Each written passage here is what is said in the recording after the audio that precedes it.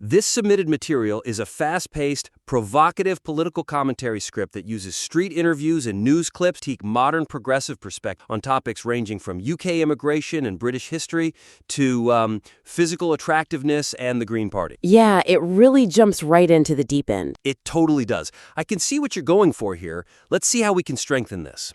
You know, the author clearly has a very sharp, edgy, and distinct voice, which is honestly a rare and valuable asset in commentary. Oh, absolutely. It grabs your attention. Right. But our goal for this critique today is to ensure the underlying arguments are as logically robust and, unassailable as possible. Yeah, we want the foundation to match the energy. Exactly. So a key theme running through this material seems to be the repeated focus on the physical characteristics of the people being interviewed. Right, the aesthetic stuff. Yeah. Like, the script frequently highlights aesthetic choices. We have the mention of the nose ring theory and an explicit line stating, septum piercing detected, opinion rejected. Which is definitely a very internet native way to phrase things. Very much so. And then there's a rather extended tangent about spiteful mutants, where they attempt to correlate conservative beliefs with higher physical attractiveness compared to leftists. Right. And, the material makes a strong case for its specific target demographic by leaning into this aesthetic battle. But I have to ask,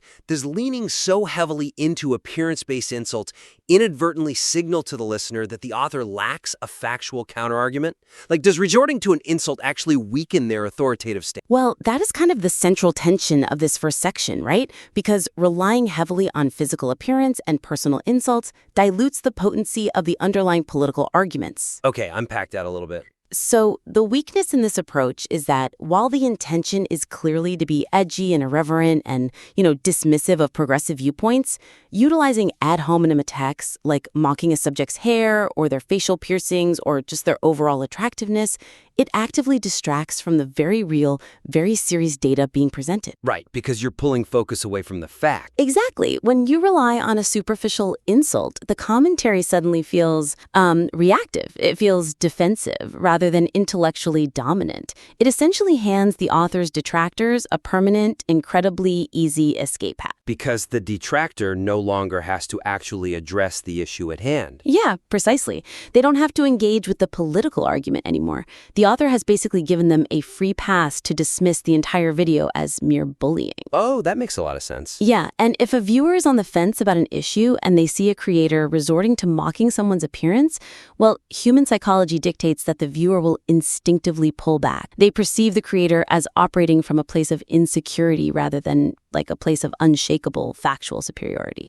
I can see that. But let me push back just a little bit on behalf of the author's intent here. Sure. Go for it. This creator is obviously building a brand on being provocative, right? It's a street-level, combative style of commentary. If they strip away all the insults, don't they risk sounding like a dry academic lecture? I think they really want to maintain that biting, sarcastic edge. No, that's a highly valid concern. And we definitely do not want to strip the edge away from this piece. Not at all. Okay, so how do we keep the edge? The suggestion here is to elevate the critique by focusing that exact same sarcasm and that exact same dismantling energy entirely on the logic, or the complete lack of logic, in the opponent's arguments. Target the ideas, not the face. Exactly. You want to let the dark irony of their own statements do the heavy lifting for you, rather than just, throwing a playground insult. So how do we practically execute that tonal shift without losing the punchiness? Well, is there a risk that focusing solely on physical insults might overlook the devastating rhetorical power of juxtaposition? Let's look at a concrete example from the script. Yeah, let's look at the text. Right now, the author dismisses an interviewee by saying, septum piercing detected, opinion rejected. But let's look at what that interviewee actually said. They claimed that immigrants just want a, quote, healthy, safe life. Right. And immediately after this, the author brings up the horrific, well-documented realities of the Dundee grooming gangs targeting highly vulnerable 16-year-old local girls. Yeah, the script explicitly mentions perpetrators driving the streets, pulling up alongside troubled young women. It's an incredibly dark, heavy reality. It really is. So instead of inserting a cheap joke about a nose ring to dismiss that interviewee, the author should lean directly into the tragic irony of their statement. Clash the two ideas together? Exactly. Completely contrast the naive sort of utopian phrasing of a healthy, safe life with the grim documented reality of Dundee. Let the stark juxtaposition of the interviewee's innocent quote against that harrowing reality be the punchline. Okay, so structurally, you play the clip of the person smiling, saying they just want a healthy, safe life. Right. And then you hard cut to the court documents or the news reports from Dundee, perhaps even layering the audio of that quote over the grim reality. Yes, precisely. When you place a completely out-of-touch, idealistic statement right next to a grim, factual reality, the devastation is absolute. It's a far more powerful and unassailable takedown than any insult about a piercing could ever be. Because the facts are doing the work for you. Right. It exposes the interviewee not as ugly, but as profoundly ignorant to the danger they are advocating for. That is true edginess. It shifts the weight of the attack from the person's aesthetics to the structural flaws in their worldview. And, honestly, it makes the author look like an untouchable intellectual heavyweight. I love that approach. It's like letting the opponent swing wildly and use their own momentum to trip themselves, rather than just throwing a childish punch. Exactly. It maintains the absolute savagery of the critique, but it grounds it in undeniable reality. Now, if the first step to elevating this work is upgrading the tone of the takedown, the second step is figuring out how to string all of these individual takedowns together without, completely exhausting the list. Yeah, pacing is a massive factor here. Right. Let's look closely at the section discussing the sheer variety of topics. The pacing of this script is incredibly frantic. It really moves. It does. We jump rapidly from people on the street wishing Donald Trump was assassinated, literally quoting "third time's the charm," to a segment about people crossing the channel on boats for free housing. Right. And from there, we suddenly pivot to a historical defense of British colonization, citing roads, railways, and hospitals. Which is quite the leap. Yeah. Then, abruptly, we are looking at Scottish trans healthcare laws, and finally, we end on a Green Party politician blaming rip-off Britain and the high cost of food for racial hatred. It's a lot to process.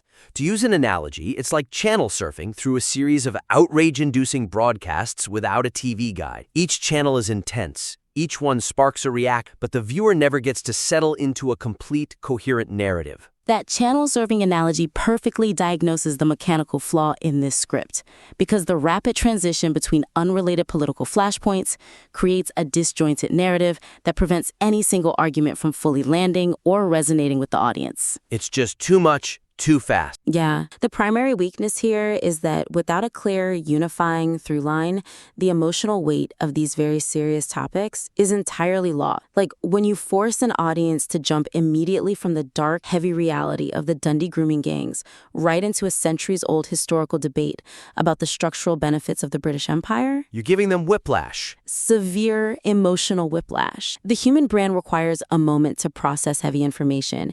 When you deny the audience that processing time and immediately force them to care about a completely unrelated issue, the lack of connective tissue makes the script feel like a random compilation of grievances rather than a cohesive, persuasive essay. It sort of feels like an algorithm fed the author 10 unrelated things to be angry about today, and they just put them all into one document. Exactly. It's episodic, not cinematic. Right. So the suggestion to fix this structural pacing issue is to establish a core central thesis, or like a defining psychological framework. Okay. You then use that specific thesis as the definitive lens to seamlessly connect each of these disparate segments. This provides the listener with an anchor, guiding them through the material with purpose so they never feel lost or overwhelmed by the frantic topic changes. Okay, but in a script that covers literally everything from Donald Trump to British history to the Green Party, what kind of thesis could possibly encompass all of that without sounding incredibly vague? Well, building on that point, what if we looked at it from the perspective of a concept the author actually buried right near the very end of the script? Oh, what did I miss? In the final few paragraphs, the author casually drops the phrase pathological altruism. Oh, that's fascinating. I actually noticed that phrase too, but it flew by so fast. Right?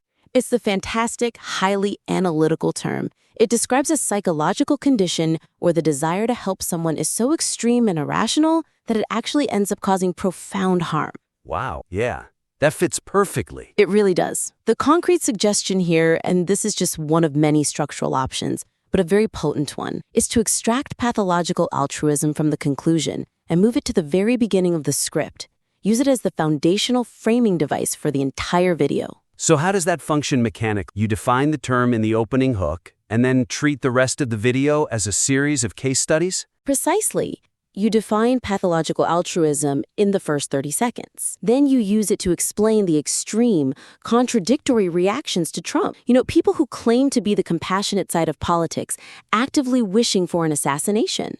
Right. Then you use that exact same concept as a natural bridge into the immigration discussion. You frame the channel crossings not just as a border issue, but as a symptom of a society suffering from pathological altruism. Like wanting to appear so compassionate that they house everyone at the severe expense of local safety. Exactly. Which ties perfectly back in to the tragic Dundee situation. And then, I guess, you can seamlessly transition to the Green Party politician. You demonstrate how her absolute refusal to name the actual source of racial hatred, desperately blaming high rent and food prices instead because she wants to appear endlessly tolerant, is the ultimate climactic symptom of this exact pathology. You see how beautifully that flows? It really does.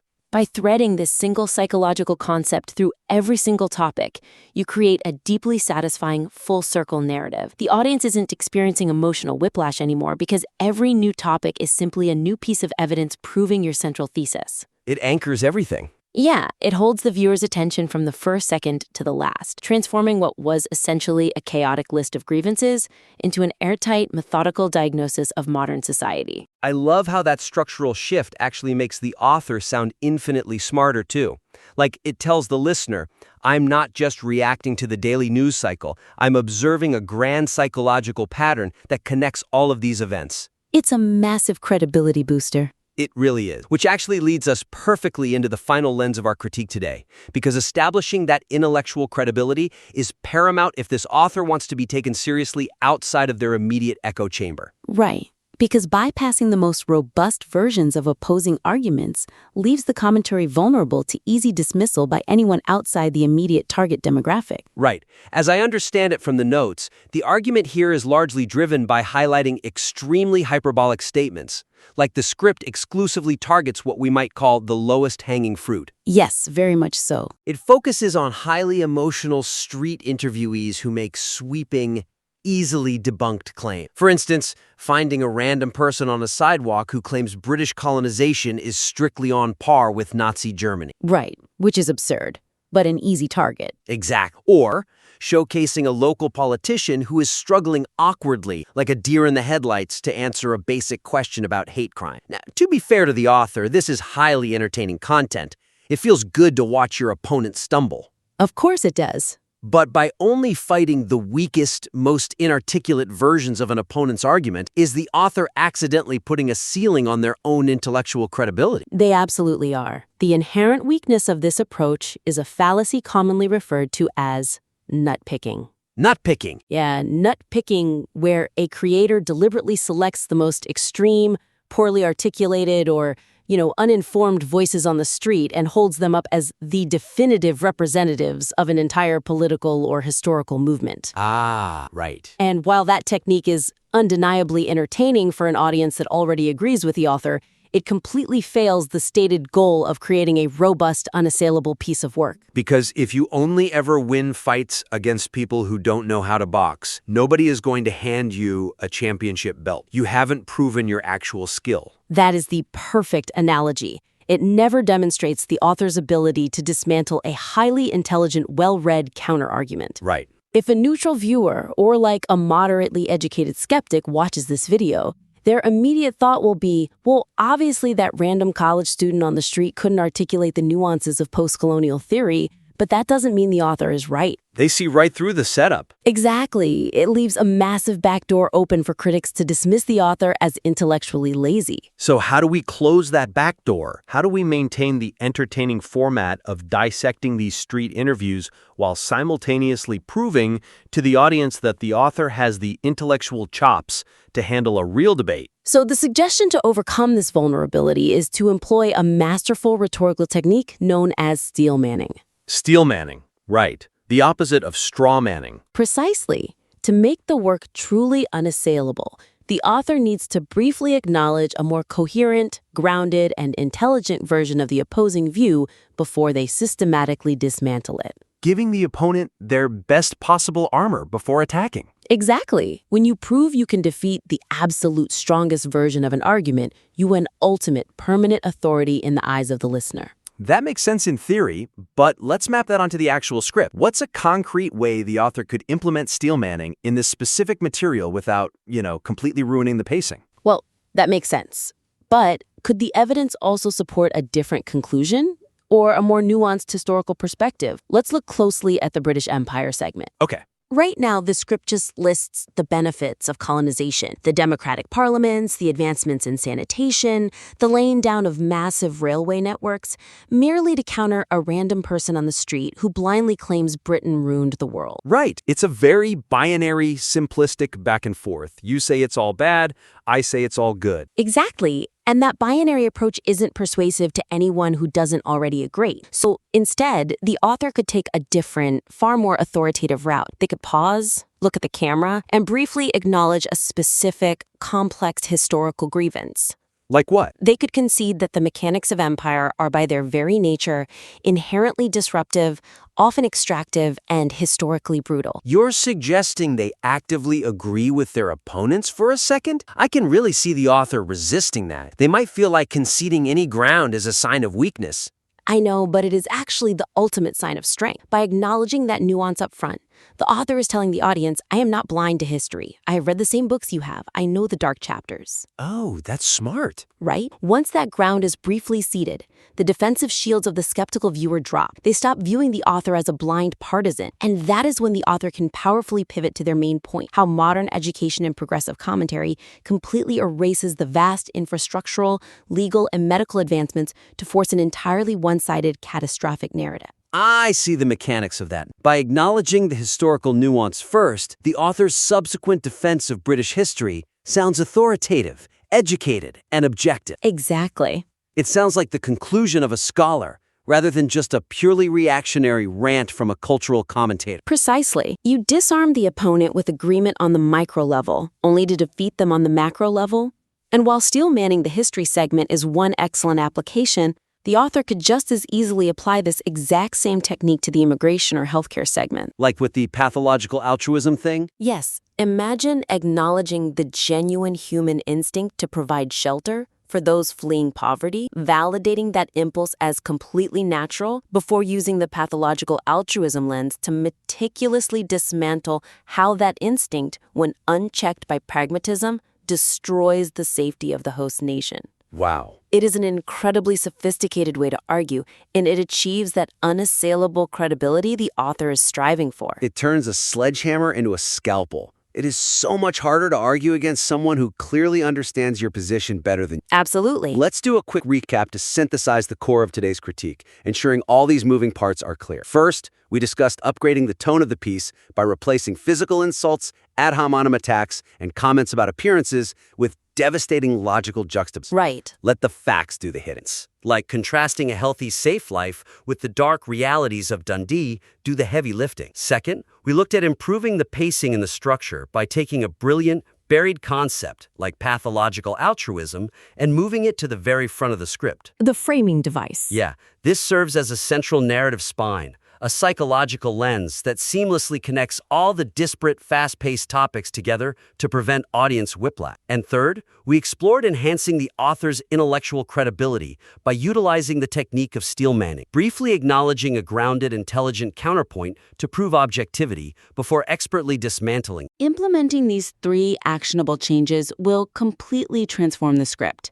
It takes the material from being a simple, entertaining reaction piece designed merely to rack up views inside a political echo chamber and elevates it into a robust, highly persuasive, and rhetorically powerful essay. It really opens it up to a wider audience. It gives the author the tools to genuinely challenge anyone who listens to it, regardless of their prior political leanings. We highly encourage the listener to apply these structural and tonal edits to the draft. We warmly invite you to apply the concept of pathological altruism, weave in those devastating juxtapositions, practice Steelmanning the historical segments, and then submit your revised work back in for another critique. Remember, if you want to be taken seriously in the highly competitive arena of commentary, you can't just swing a sledgehammer blindly into the crowd in the hopes of hitting something. You have to pick up the foil, find the central logical nerve of the argument, and strike with absolute precision.